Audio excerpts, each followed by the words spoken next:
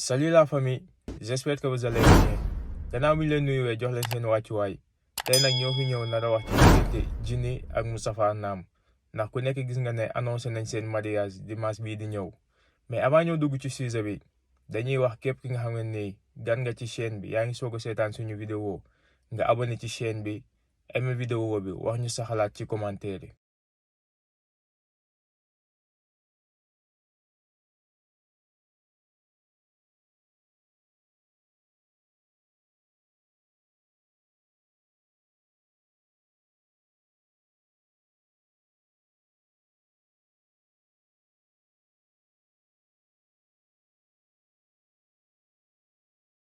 Sama gars yi vidéo bi ñoo ko seetaanandoo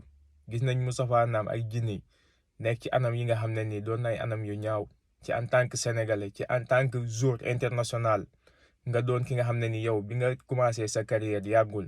ndax am nga fi nga bëgg a dem yaa ngi représenté Sénégal kon donc lépp li nga xam ne nii dafay salteel sa der lépp li nga xam ne nii dafay yàq sa image professionnelle war nga ko moytu ndax tey jii nii lan moo waral vidéo bi génn. ndax bi Djily ak Moustapha Nam bi ñu annoncé seen mariage dafa am ñenn ci sénégalais yi nga xam ne ni génnee nañ ay vidéo yu yàgg ay photo yu yàgg ci Moustapha Nam ak exam bi nga xam ne nii def nañ 8 ans de relation ñu ne Moustapha Nam dafa trahir exam boobu. après ci lañ toog tuuti ñu gis vidéo bii nii génn ci diggante Djily ak Moustapha Nam ñuy wane ne ñoom ñaar yàgg nañ kon donc trahir amul foofu ndax sujet trahir boobu noonu man du ma ci dugg ndax lépp li may wax dafay doon loo xam ne ni leer na ma. tey jii nii dama fi ñëw pour analyser vidéo bii nii ndax tey jii nii vidéo bi suñuy rakk dañ koy seetaan suñuy mag dañ koy seetaan suñuy papa dañ koy seetaan kon donc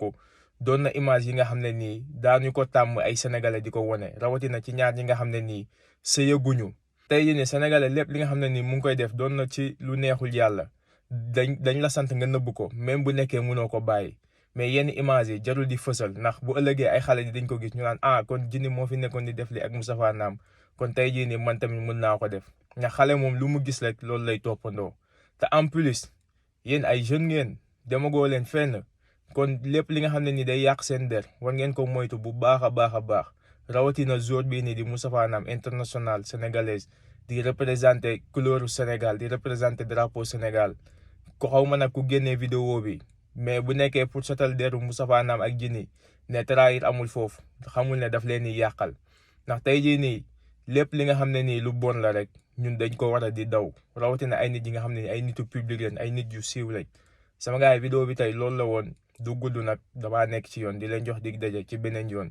ci beneen vidéo jërë ngeen jëf.